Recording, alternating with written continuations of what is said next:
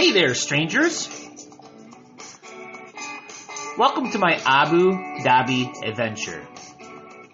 I am Tom Funk, your host, and thanks for joining me today.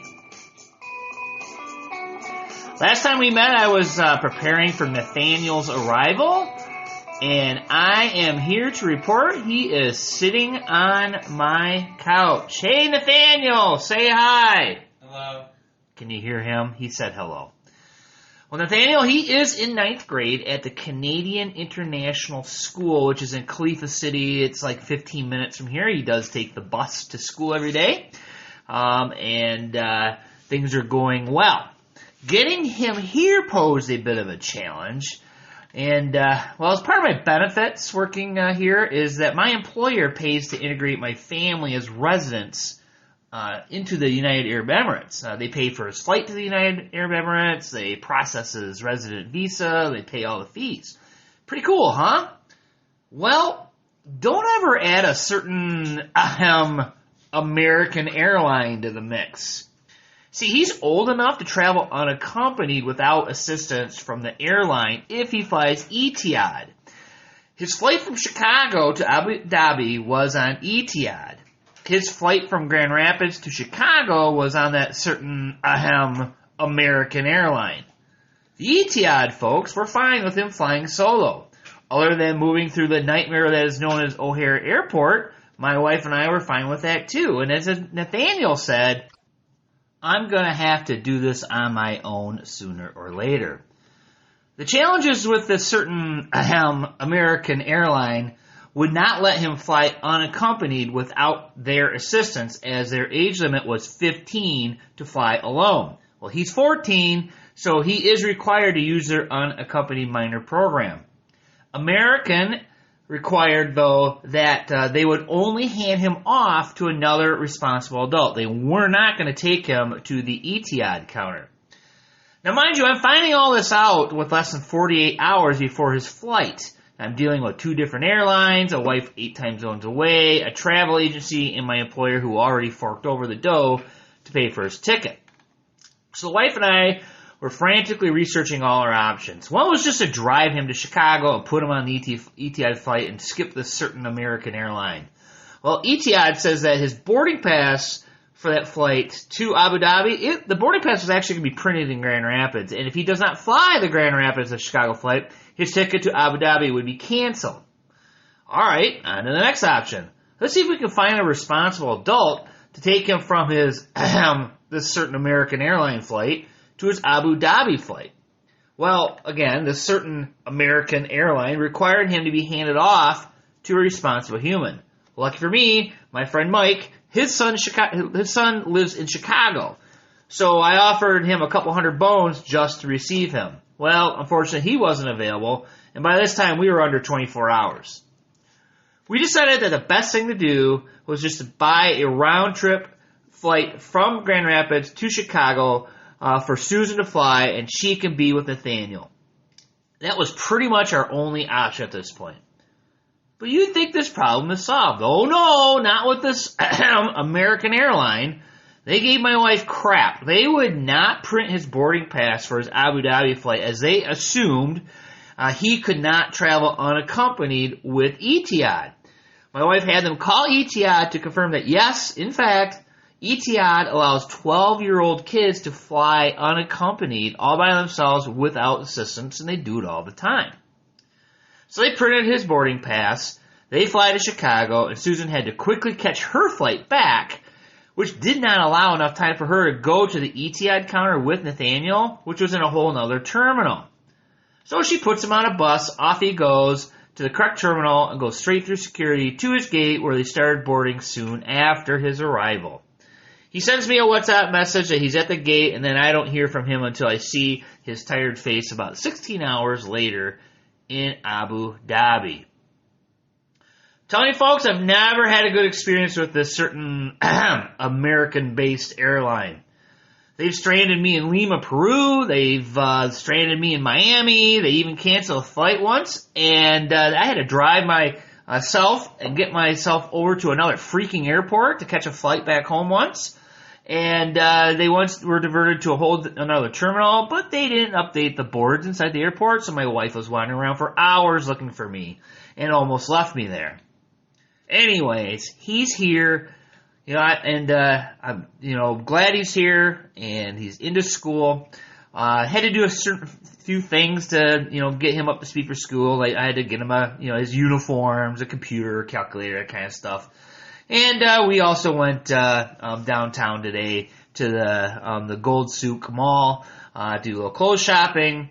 And our next item is to get a couple of beds, probably twins, and we will be roomies until if and when I move up to a 2-bedroom apartment. So we'll see how that all pans out. Question of the week. Hey, Tom, when does summer end? And when I mean summer, I mean the hot weather, the really hot weather. All right, well, that's a good question. So here's the official answer. Well, they love their astronomy here. According to their astronomers, when the Suhail Star is spotted in the evening for the first time, the hottest of weather is over and it will start to cool down from here on out. This star is also known as Canopus. And the star actually appeared in the early hours of twilight on August 24th over Central Arabia. So the visibility of the Suhail Star coincides with a fall in temperature by a few degrees, accompanied with an increase in humidity and southwesterly winds, which tend to blow towards the Hajar Mountains in Oman and the east coast of the UAE. So here we haven't seen an increase in humidity. It's actually, I think, gone down because when I walk outside, it's not like getting punched in the face anymore. So in Emirati culture, the appearance of the Suhail Star heralds a new season of what they call abundance. And as these astronomers have observed, the appearance of the Suhail Star is known as the first day of the Suhali year.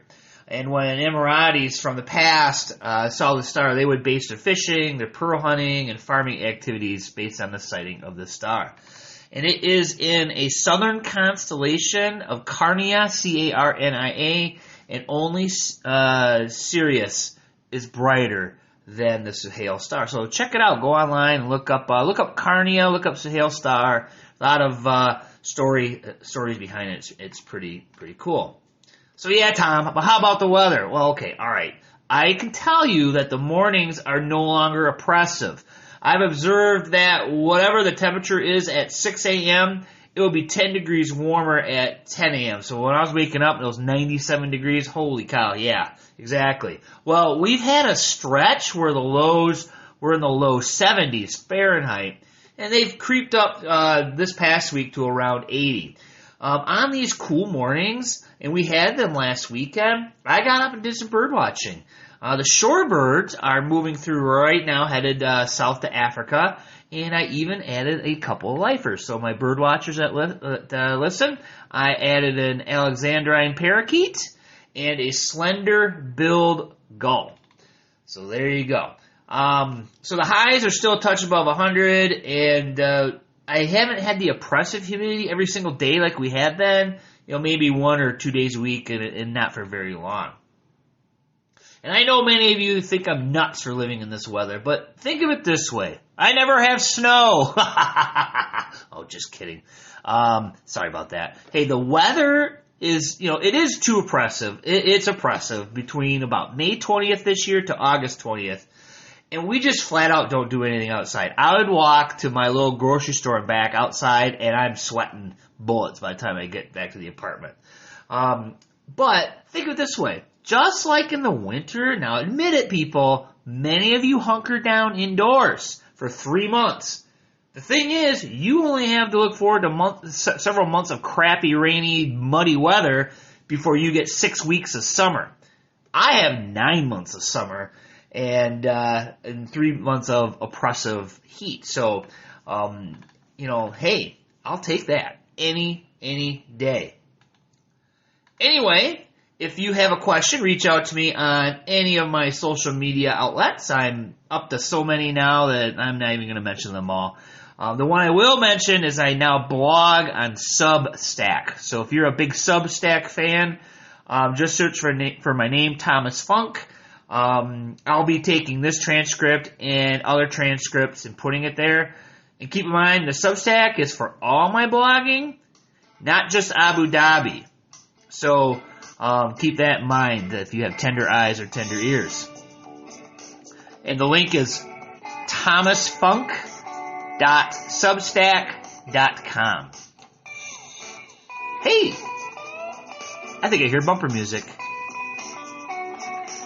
Do me a favor, if you're on Amazon Music or on Spotify, check out my friend Adam Main's music. It's, as far as I know, it's all instrumentals, guitar-based.